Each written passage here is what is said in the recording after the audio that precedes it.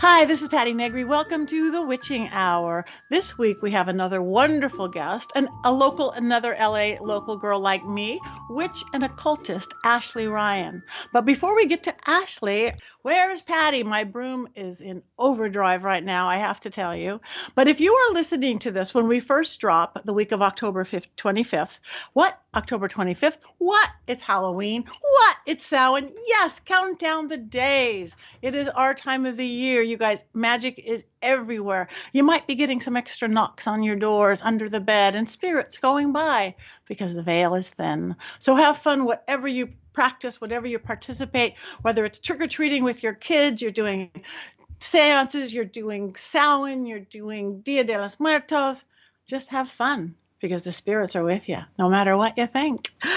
So this week, if you are listening to this on the 25th, that means I just got back from the Para experience in Lake Tahoe. It was fabulous. You know, time and space, as you know, I'm taping this a few days before I go, but it was fabulous. Jamie Lee, it's beautiful. We're at a beautiful old haunted Biltmore in South Lake Tahoe. And this upcoming week, I will be in New Orleans. Yep, it is time for the really big endless night vampire ball, New Orleans. We have days and days of dancing and rituals and seances for the dead, of course, and very fancy convivium dinners. So if you don't have plans for Halloween week, join us in New Orleans. Lots of information there. If you want to stay around your computer or your phone, on my Tuesday class, I'm going to be teaching kitchen magic, because we are going into fall, and we are going into, well, we're well into fall, but we're going into times you might cook more than just your summer salads. It's a great time. It's harvest time. And even though my husband won't let me in the kitchen, even though I was kicked out of home ec in high school, I've still won awards for cooking, and I've still cooked for Gordon Ramsay on Magic Chef and on Master Chef. And how I did that was with magical cooking. So you don't have to be a good cook. If you're interested in a kitchen magic, whether it's how to stir your coffee in the morning or your kids' instant oatmeal, sign up at my new school, universitymagicus.com. University, universitymagicus.com. Lots of other great teachers, but check it out. Tuesday night, 6 p.m. Pacific, kitchen magic. Join us. Other than that, I think that's everything, because really my broom is tired. It doesn't even get to charge up in the electric charger. I've been gone 3 or 4 days every single weekend since I can remember. Lifetimes, I think. Before we get into our magic lesson of the day, I want to talk a little bit about my paranormal. Do you guys know about our Win the Hotel Cecil sign? Yep, you can win the Hotel Cecil sign from the real Hotel Cecil. You have to know about it. Well, if you're watching my show, you know about it. Whether you saw the Netflix show, or whether you watched Ghost Adventure Special, or whether you watched the TFIL boys, or watch anybody else who can get in there. It's really haunted. So what better to have for your house than the Hotel Cecil sign? So go to myparanormal.net, sign up for the contest, check it out, and maybe you could have this very desirable piece of haunted history in your house. And speaking of My Paranormal, I am so excited to tell you, Yep. I had an extra 3 minutes a day, so I'm going to launch a new podcast. Yep. You guys all go. It's great. I talk about all this witchy stuff. We learn things and education and great guests. But a whole bunch of you go, what about the ghosty stuff? I want to see the scary stuff and the ghosty stuff. For all you folks, I am going to introduce to you Patti Negri's Haunted Journal.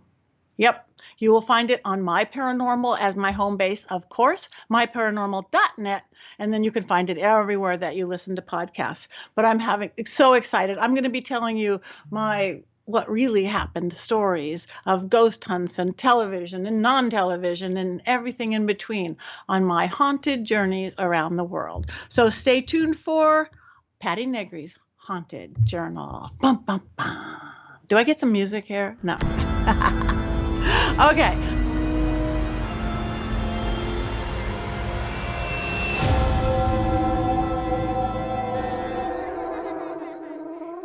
Hi, everybody. This is Patti Negri, and time for my favorite time and hers, the Willow Report. Yep, this little black baby bundle of right love is Willow. Her belly hair is growing back in from being fixed. But I must say, as you know, I'm in my busy season right now. I'm on the road 3 or 4 days a week, every single week for months now and for, well, a while to come.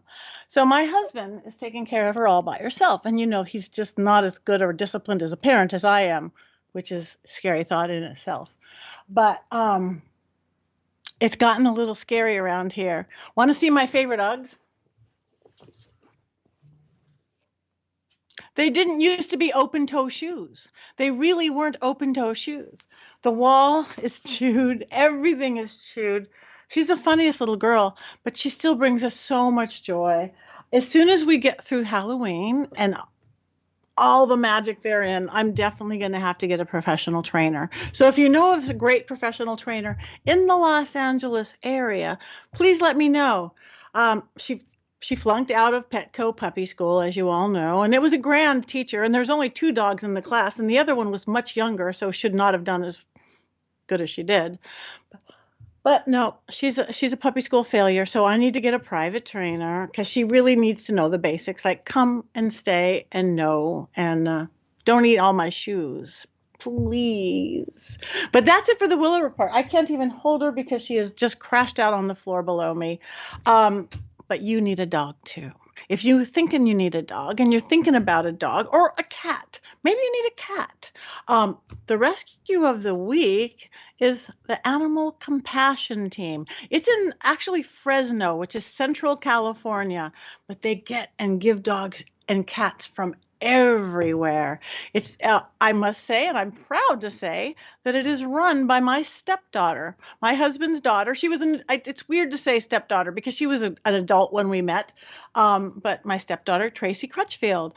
And it's this great, big, beautiful facility. It's this 12,000 square foot facility that used to be animal testing for Davis College up there, like cows and things, but they've turned it into a no-kill shelter and painted walls. And there's amazing cat rooms, like huge rooms with like 40 cats, 30 cats, and every cat toy you would ever want. They're loving. They have runs. No one's in cages.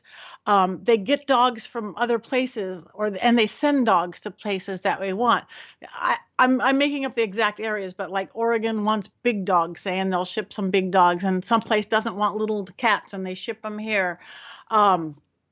But they are doing so very well. So look up, it's called ACT, Animal Compassion Team. They also do things like teaching spade and neutering, because a lot of people in that Central California area just aren't as up to date about spaying and neutering and animal care as some other areas are. They still, dogs are dogs and they're on the street. So go find yourself a new pet, either ACT or anywhere else. There's lots that need adoption. Thank you so much for listening to I'm not even holding Willow Report. Magic lesson for the day. I thought I would talk about animal familiars because everybody talks about familiars and witches have familiars, and you think about the classic witch's cat as a familiar, but there's actually 3 different kinds of familiars you can have. Yes, you can have the living familiars, which is the witch's cat, or that little shih tzu you have that you guys can read each other's mind. You have all this, me and my dog are more than me and my dog, and sometimes it's even your bird or your ferret or your cat. So living animals can be where you have more than just your pet. It's a psychic connection. They seem to know if you're doing spiritual or magical things. They come in. They seem to know and judge you if you're not in a good place or you're not doing your best stuff. So if you think you have I have lots of different ways you can check to see if you have a magical animal. But the best way is get down on the ground or get that bum on your level, look into their eyes and connect. Get into their breathing if you can. Share your brain a moment. It sounds really funny. Your family members or roommates might put you away, but you can connect into your animal, your spirit animal, and you can really decide if this is your familiar. But you probably know it is anyway. So whether it's a bird or a ferret or a cat, or a dog. Enjoy it. If you have a spirit animal, they are your magical partner. They will help you travel between the worlds. Now, a second kind of spirit animal is the more etheric kind, the astral kind, the spirit animal. That's getting more into like the Native American totem animals. I relate with crow or wolf or bear medicine, owl medicine. Now, those are given to us. Where the first animal, the living spirit animal, they kind of find us. They might show up at our doorstep or at the shelter going, this is the one for me because they called us in. So they come to us on the spirit animal, or they just find us. With the spirit animal, they kind of are given to us by spirit, God, gods, whatever you believe in. You may have a taking to it, whether it's crows or this obsession with, who knows, elephants, wolves, coyotes, lizards, snakes, and they turn up everywhere. Maybe not in real life. I know somebody who has polar bear, not going to find a lot of polar bears walking around, but the magazine she opens up and there's polar bears. So whether you've done it in a meditation time or you're just going, there is something a little synchronistic, my obsession with snakes, lizards, polar bears, that may be one of your etheric spirit animals. That's a good thing to get to know in meditation time. Definitely look it up. Let your higher self tell you what the meaning for it is for you. These animals are given to you to teach you lessons. Either you're like the wisdom of an owl or the sneakiness of a snake or the wiliness of a coyote. Literally, the things that you think about, that the attributes these animals have, are ones that we are given that maybe we need more of, or they're one of our strong suits. So where the spirit animals living, your dog, your cat, they help us travel through the realms. They are our working partner. These others are like teachers of our magical, what we want to learn.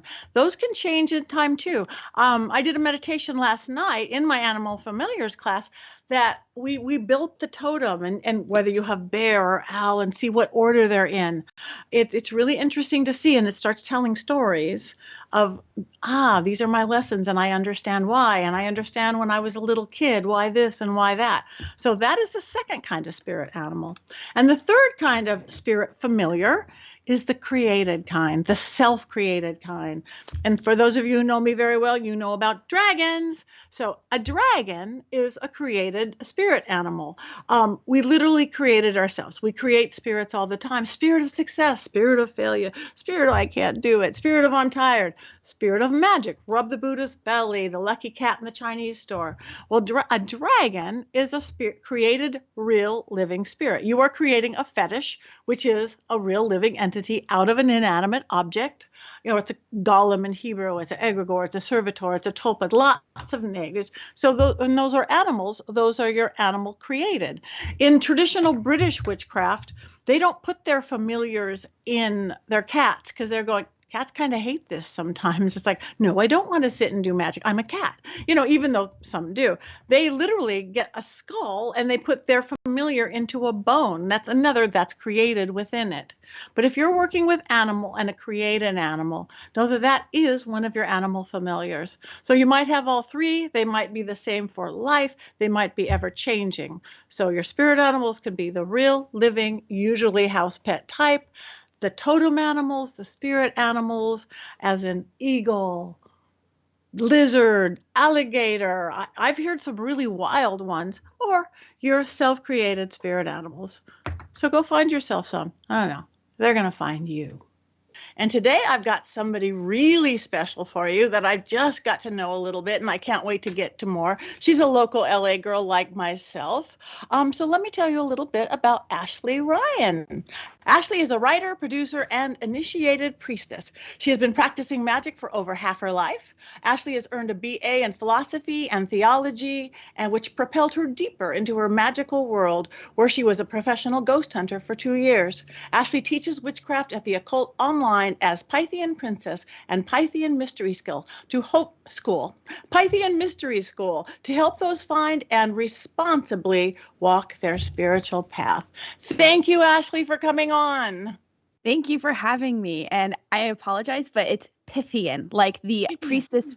Yes. So I'll give you a little bit just of history before we. Please give me a little bit of history. So Pythian Princess. Okay, I'm this Pythian Princess. So Pythian Priestess, she was a actual person. She was a priestess of Apollo in ancient Greece. And we know about her because of Plato and Socrates. She was an oracle between worlds. So very famous people like generals, kings would go to her looking for answers. Now, unfortunately, most of these people used her for mundane reasons, like who is my wife cheating on me with, or how will I win this battle? And what was so great is that she would inhale these volcanic fumes and go into a frenzy and would actually like shout these bizarre answers at them that were mostly riddles. And when I learned about her in 2013, it had just been confirmed that she was real and not a mythology or something that came from mythology. It was really inspiring. Wow, that's beautiful. Because I do not know that story. I do not know her. She's not one of my little goddess book of whoever. Pythian Priestess, you are. So I'm going to get it right this time. Well, thank you for that. So you just kind of related unto her and decided you would go with that path of sorts? Yeah, when I was in undergrad, I was studying the philosophy of religion to understand why humans need religion. And it came a story about her, and I was like, whoa, first of all, priestesses are real. That was like my first major, like very exciting moment. We'll get into that story in a second. But when I learned that like this woman was revered as a spiritual leader, that's when I was like really fascinated. And also, there were three of them. So there was Pythia, who was the head priestess, and there were two other priestesses. Now these were not virginal girls. These were women who were just pulled from society, deemed by Apollo. So they could have been mothers, older women, even elders, and they were just the priest of the temple would say that you have been chosen, and they got pulled from their life. They leave everything behind and go live in a cave. Wow. Wow. I'd be going, I'm not sure. No. Air I, conditioning at home. Right. Air conditioning. I don't know if I want to live in a cave, but they were so revered. And that was just honorable to me because I've always wanted to be a priestess. When I was 4 years old, I grew up with two nuns in my family. And they asked me, they're like, "Do you want to be a nun?" And I was like, "No, I want to be a priest." And they told me I couldn't because I wasn't a boy. Ah, and priestesses are real. Oh, I love that. Yeah. That is beautiful. And I love, well, go back on because you said you had a beautiful story about something you wanted to tell, because then I want to go into something from your bio. Okay. So that was like my big thing growing up. I grew up in a really religious household. I mean, the most austere Catholicism, where my whole family, my whole life revolved around Catholicism, and it was for me really frustrating to learn that like I wasn't allowed to do a lot of things. Like I went to be an altar server, and it was very stressful. There wasn't a lot of like I didn't feel called to do it. When I do a lot of my priestess work now, I have a lot of understanding, and it feels natural. This didn't feel natural at all. And I'm sure, Patty, you've been to the Green Man, haven't you? Oh, a In Los billion times. Yeah. Yeah.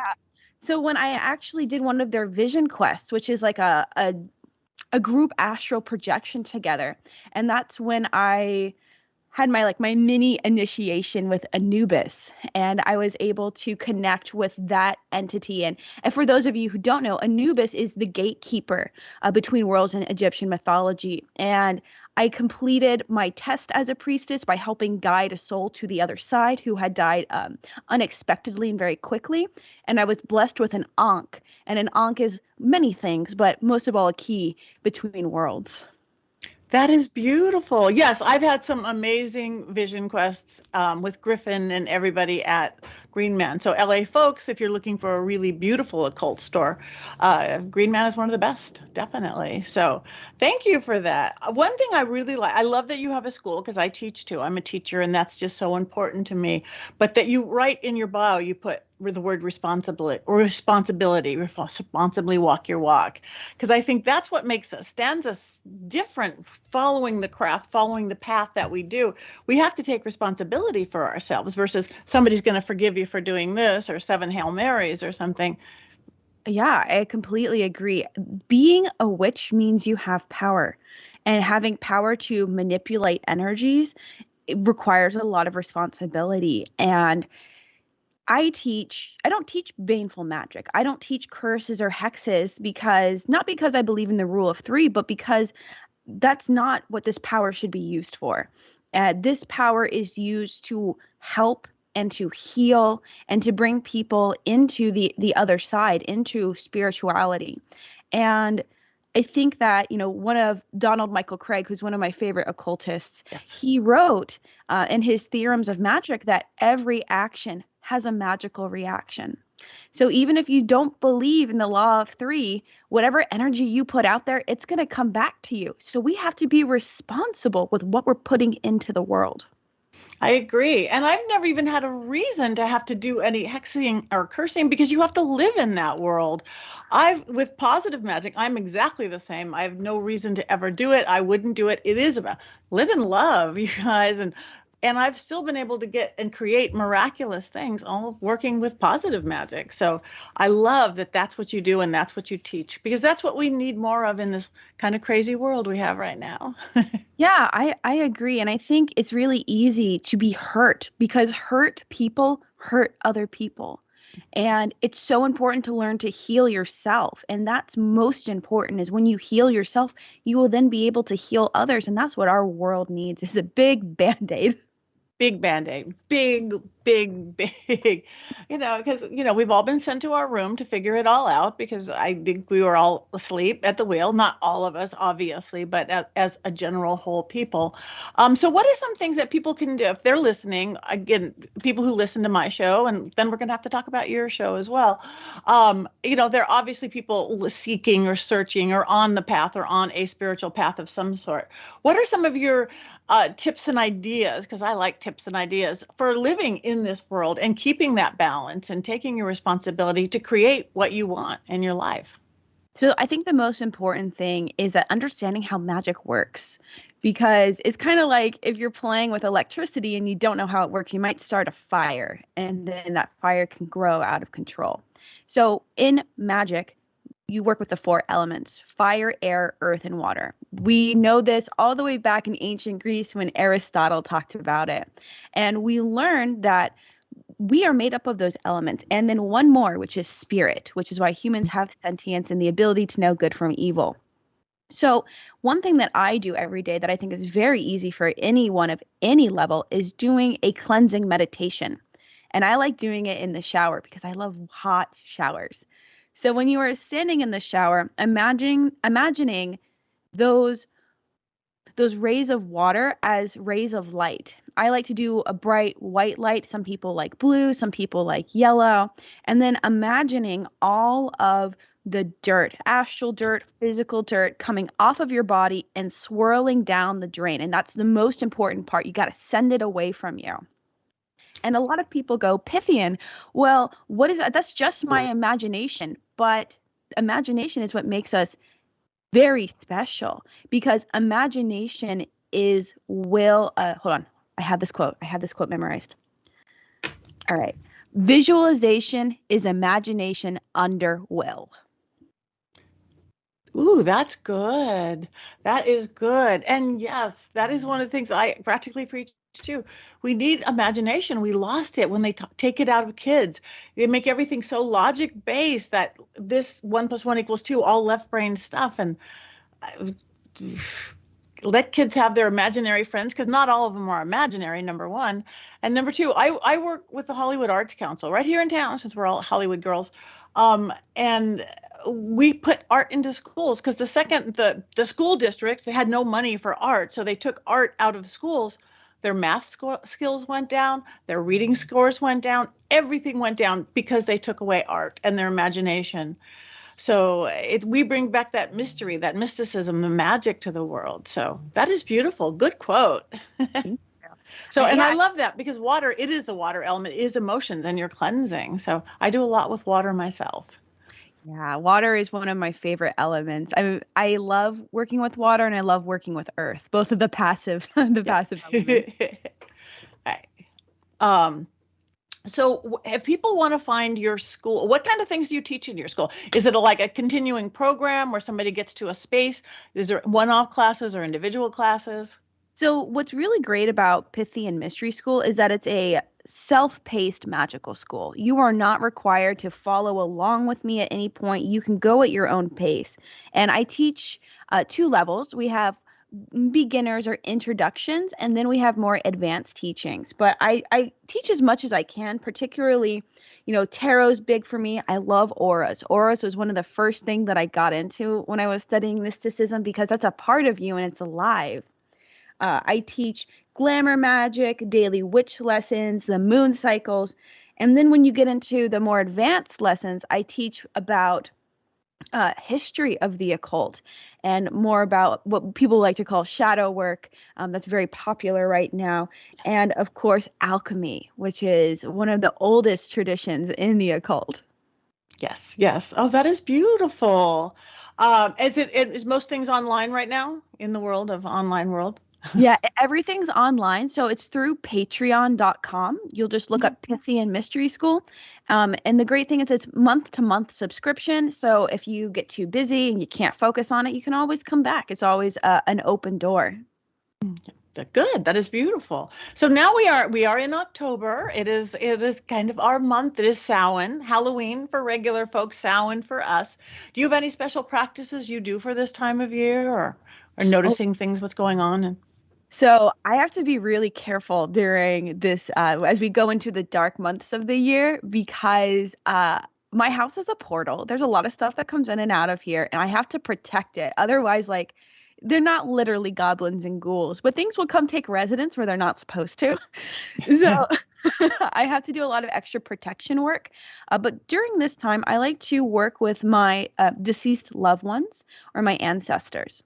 And the way that I do that is creating a sacred space. And as you talked about the witching hour, it's good to do this really late at night where the veil's a little thinner. And I cook them a meal that they loved or bring a candy bar. And then I sit with a candle and I meditate on their photo. And you can feel their energy when they come in, because, everyone's got their own feeling. And then I will use tarot cards to connect with them and ask questions about my life or things that I need more clarification, or just to say hi. And what's really wild is after I finish this, I will often get dreams with my deceased loved ones. Yeah, is this the time? The veil is thin, and this is the time. And yes, there are kind of ghouly and goblin-y things. I mean, that is why in the regular mundane world, the Muggle world, people dress up and you put on ghoul and costumes, and they put out the jack-o'-lanterns and the things to scare away the bad spirits. So we do have to be extra careful, especially those of us who are gifted, who have the sight or are opening up the sight to the portals we create and work with. Yeah, it's really important that when we're not using those portals, to close them. That was one of my biggest mistakes when I first started out, is that I didn't always close my portal. And oh my gosh, electricity would go wild, things would break. And I'd be like, what the heck is happening? Why are all these crazy things? I'm like, oh, you didn't shut the door to the other side. Oops. Yeah. Yep. Oops. Who are you? Go home. Yeah.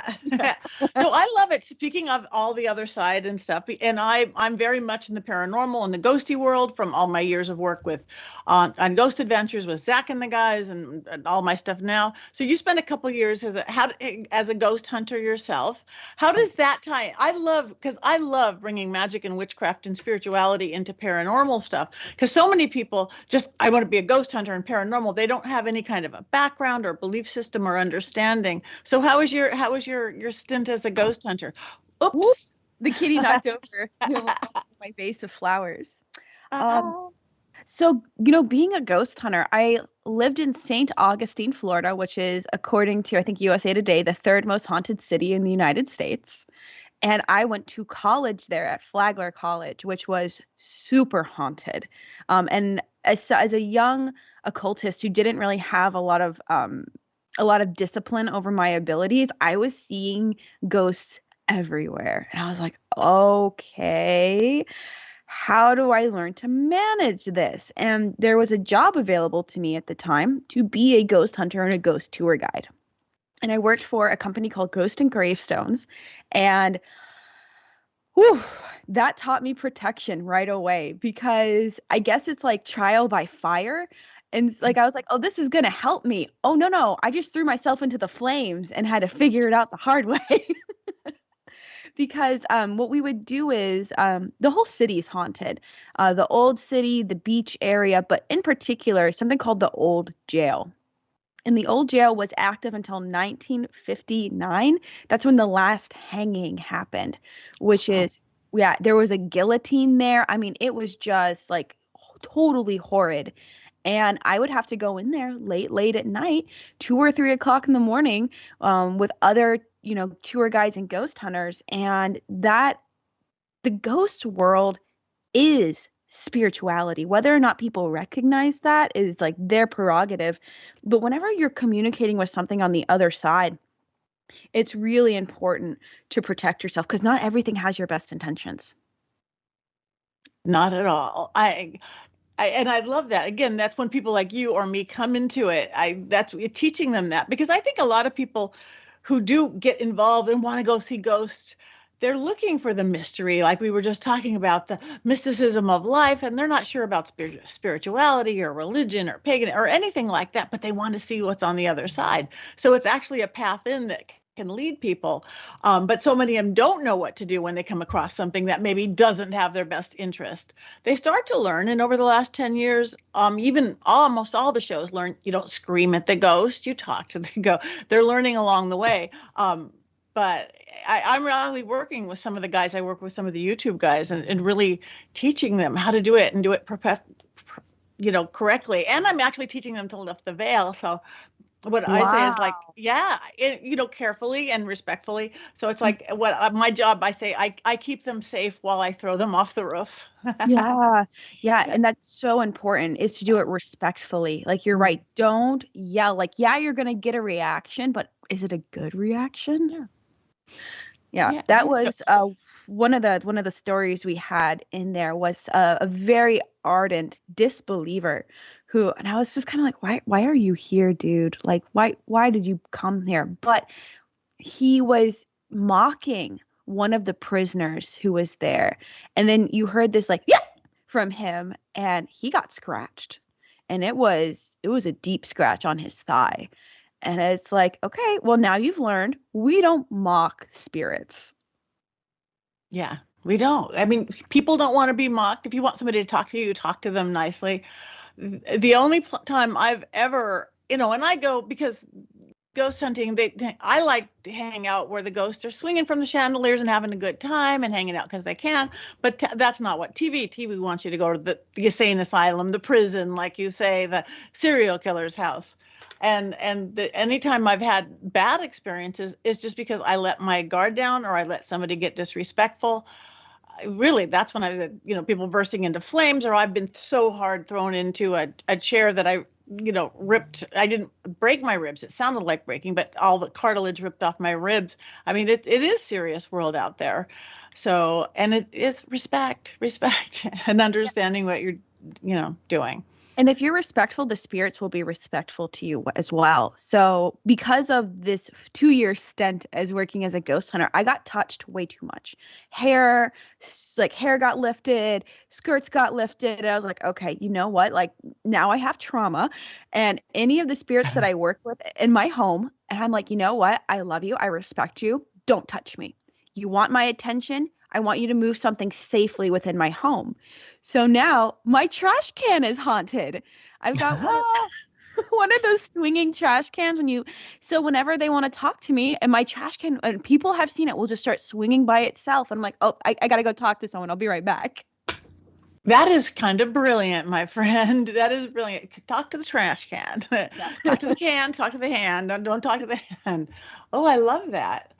Yeah, we do. And we do set the boundaries. I firmly believe in all this world that we know, deities, spirits, this, that, other side of the veil. This is our realm of existence. I believe this is our realm, and they will obey us. They will play by our rules, but people don't know that. So we give away our power. We tend to give away our power anyway in our everything, to other people, to fear, to limiting belief systems, and they give away their power to ghosts. Just, you can set boundaries exactly like that. I love the trash can idea. It's like, don't bother me at night. Grandma, great. I love talking to you, but don't bother me at night. Yeah, one of the other things that I have is I have their sigils on the wall, and I have it with gaff tape. For those of you who don't know, gaff tape is what we use in the film world. It's kind of like our duct tape, but better. Yeah. And if you want to talk to me, those sigils will fall off the wall. And I'm like, okay, it's time to talk. But like, I just don't touch me. Don't ever touch me. Oh, that is good. I have in my house, I have, again, active house as well. I have a 100-year-old 1920, actually just turned 100 this year, little bungalow in the Hollywood Hills. And it came with the spirit. It came with a French ghost. Her name is Adrienne. And because the house was kind of abandoned and her artwork was here, it was like a little shrine to her. The tie-dye she had made in the 60s was here, the Wow. paintings from the 70s, her disco music, her whatever from the 80s. So it's like a little shrine. I put up her pictures, I do things, but she will do things. She's funny and protective, but like we had a flood years ago. We first moved in and we had to move out. She was so mad at us for moving out. She started taking pictures out of frames. It's like, and even my husband, who just doesn't quite get all this, it's like, but it's gaffer taped up. Yeah, and the picture's nowhere in it. And the picture's on the floor that was broken. So, but she's never touched. Maybe that's the female thing versus, Mhm. there's boundaries there. Because again, if you're getting touched and you're at some old prison or some old jail, it's different. And again, from a different day and age, from a different time when women were treated differently than men. I just got back from Vulture City, Paracon, which is an old mining town, where again, women were one thing. There's the brothel next to the thing, and there's all these miners and the women. It's like they didn't really know how to treat girls so well. Oh, I've got a mining town story. Oh, Oh. tell us. So my boyfriend and I went to Calico in July of this year, and they have these houses built into the side of the mountain. And I was like, oh, that's really cool. Like, I wanna go up and look. And like we got closer, I was like, ooh, I don't know, but like I want to be brave. I'm gonna go look at the house. And when we got there and we peeked in, I felt something grab my ankle and actually pull me, and I fell on the ground. And I was so scared because I like, that's totally out of the blue. It wasn't okay. I let my guard down. And he does Reiki, so he was able to like remove all of like the cords that it tried to attach to me. But yeah, mining towns are rough. Yeah, they are rough because and in the West Coast, we don't have a bunch of old stuff. In the East Coast, there's old buildings and 200-year-old buildings and 300-year-old buildings. We don't have that. Europe even older, but here the oldest thing we have are the mining towns. That's who came out first. Hmm. And I also believe very much big in life, big in death. If you're the Totally. quiet little secretary in life, you're the quiet little secretary in death. If you're a big person like a star, a movie star, or a miner who's coming out to make their fortune, or a cow, big in life, big in death, and different personalities. It's wacky, and almost all when you do ghost things here in California, you're at Virginia City or Nevada City or Vulture City. It's like, yeah, going back to one of those cowboy towns. Ah. Yeah, I totally know what you mean by big in life, big in death. So in St. Augustine, there's a 500-year-old fort that you can still go visit today. But you can actually, if you sit out there at nighttime, sometimes you'll see soldiers who still have their lanterns who are patrolling looking for enemy ships. And like Wow. that's just their job. And you're right, that's like some of us when we die, we get so attached to that identity that it's hard for us to move on. Right. Right. Yeah, they do. The one place, have you ever been to Gettysburg? That's one place that's high on my list, and I haven't been there. I don't even know why. I'm not like a history person or a war person, but I've just always been drawn. Maybe I was there once. I don't know, but You I know, heard. I haven't been to Gettysburg, but I did have a past life in the Civil War. I was a woman who lived in the South, and I was really, really poor. I didn't have money to, this is like not okay now, but I didn't have slaves or anything like that. So I lived alone, poor, and my son got pulled into the army, and I was so angry. And I actually like I died in the field when I was gardening. And that's something that like, I had to work through in this life is the anger and the hate. It's really interesting to find that you get drawn to periods like that in your life. And for me in particular, ancient Egypt was my big one in this life. That just so shows. I love that. It's beautiful. Yeah, and I love past life work. I actually just taught a past life regression class last night, and I kind of explained to people, and we did a work that it explained so much, like how you had to deal with anger issues in this life. I know the first one I did decades ago. I'm actually, for being this kind of a woo-woo person, I'm really logical, and I don't have any illogical fears about things, but I've always been afraid of railroad tracks and armored cars for no reason. I mean, armored cars, yeah, there's scary guys with guns in there, but just this irrational fear of that. The horses are a little weird for me. And LA, railroad trucks, most of them haven't seen a train in 100 years, but it's still like, going over it. And my first past life regression ever, I was young, I was in college. I was like a cowboy and robbing, I guess, like the Wells Fargo, whatever, on a train. And all my fears came. I understood why the fear of the railroad tracks and the fear of the weirdness about horses and the armored cars and all that. And those fears went away. So that's what it's like, dealing with it, understanding. So, maybe I do need to get to Gettysburg to resolve something from, a lifetime even before that. Yeah, I totally know what you mean. Like having to confront those fears. I have a big fear of childbirth. And that came from my life in the 1920s, where I had I was working in Hollywood. So shocker, I'm back. We probably knew each other. Oh, that's so fun. I would love to think that. Oh. And I had a forced abortion. And like from that, I still am working through that fear. It's super, super hard for me, but like it was really strange. I knew as a child I never wanted to have birth children. I want to adopt kids.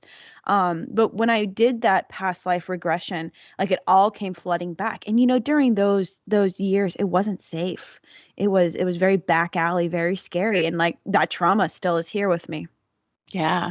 Yeah. Oh, that's funny. I think there's a lot of us in Hollywood right now who are from that decade. And it took me a long time, because I started out kind of skeptical, like, yeah, everybody's somebody. And they told me who I was, but I found the house without knowing the address. I've been in the house, knew every inch of it. We have all these similarities. She was born, died at 30. I was born exactly 30 years later. I didn't die at 30, but I came even more into my power. So it was interesting, but it's a lot of us are back now that were here then.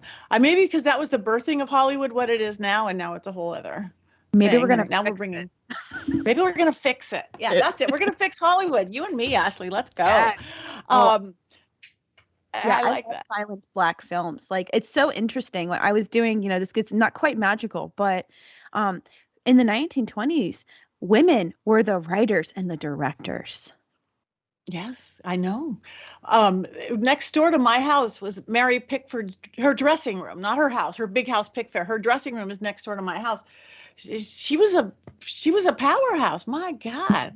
Even the person that I was, Barbara Lamarche, they wrote, they direct, they did everything. And then I don't know what happened. I don't know.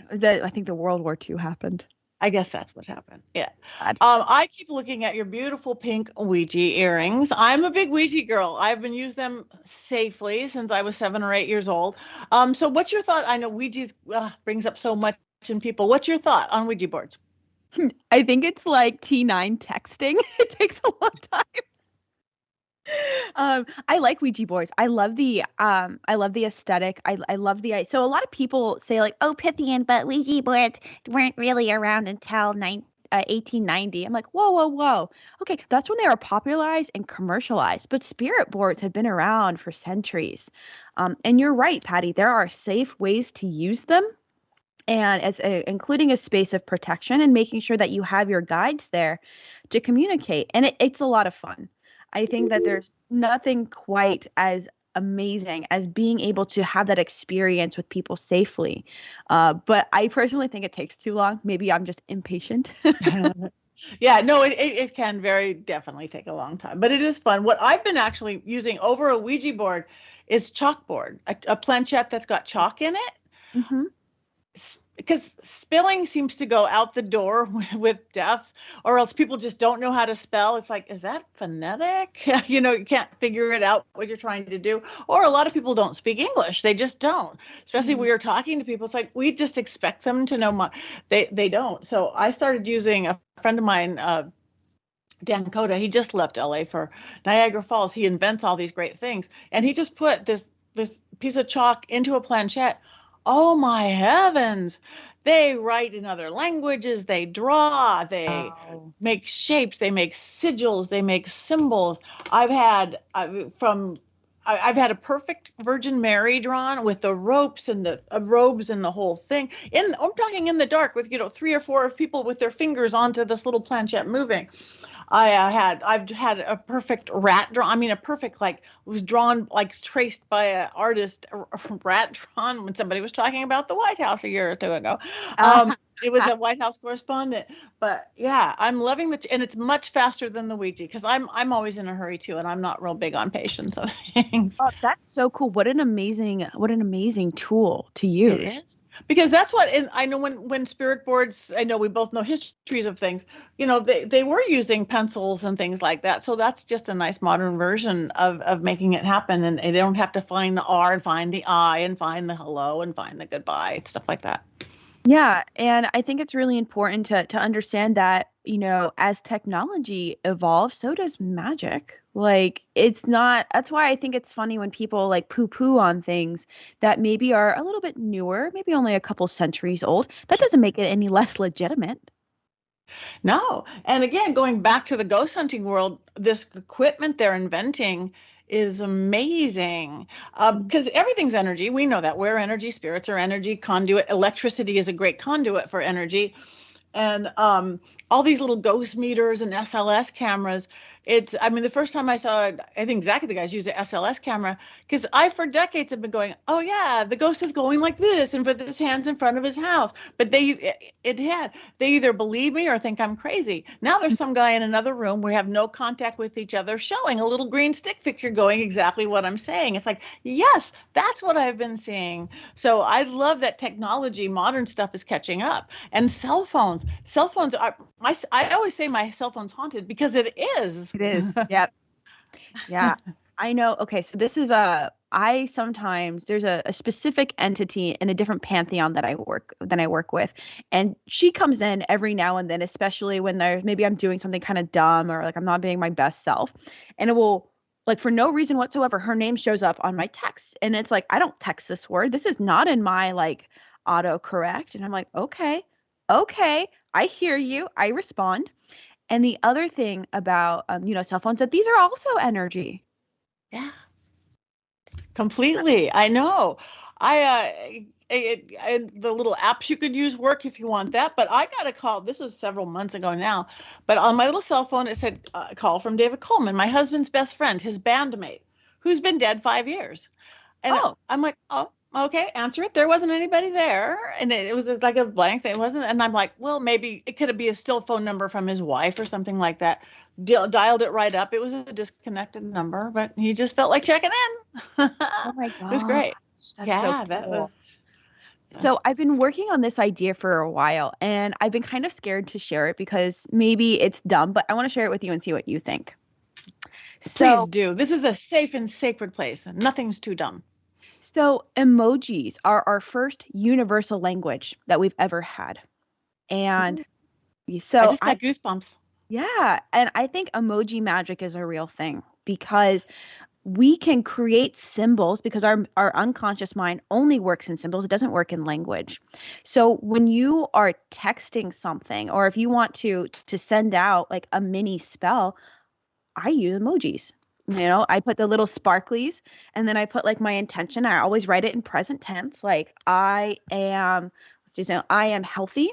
And then I will add like an apple and a workout, and then I send it to myself. I'll send it to like my iMessage, and then what I do is I delete it. So like I am doing the exact spell ritual where you send it out and then you let it go, and I think it works. And I think that's something that a lot of people could do. Oh my gosh, that's not dumb. That's freaking brilliant. I'm going to go do some emoji magic. Write a book, Ashley. Yeah. Emoji Magic by Ashley. I like that. Really like that. Anyway, oh my gosh, I'm looking at the clock. I'm going to have you come back, because I haven't gotten to any of my questions. Will you come back another day and visit us? Yes. But before we wrap up, please tell everybody where they can find you. You tell them about your podcast, your website, your everything. Oh, thank you. So if you are interested in learning from me, you can find me on patreon.com at Pythian Mystery School. I'm on TikTok and Instagram as Pythian, and I'm going to spell that out for you. So it's Pythian Priestess, which is spelled Priestess. And my podcast, which will be launching in February of 2022. Oh my gosh. It's called The Occult Unveiled, which Patti is featured in, where we talk to real practitioners about their practice and unveil the mysteries of the occult. Ooh, I love it. Oh, very excited. So check her out. So Pythian Priestess, and your website wise, same thing. Go there. Yep, it's just pythianpriestess.com. Okay. All right. Thank you so much, Ashley. Everybody, thank Ashley. Check her out. Go to her website. Follow her on social media. Check out her school. She's good peeps. I can see that. So thank you so much for joining us on the Witching Hour. Thank you, Patti, and thanks to all the listeners.